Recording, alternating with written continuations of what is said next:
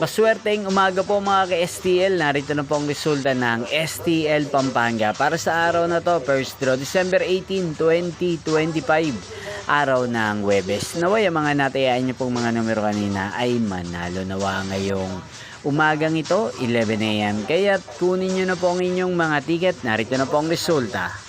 Ang mga numerong nanalo sa STL Pampanga ngayong umagang ito, December 18, 2025, 11 AM. First draw result, 8 at 8 or Pompiang 8. Again, 8 at 8. At ngayong umagang ito sa STL Pampanga, atin pong i-shoutout si Ate Rose ng Pampanga.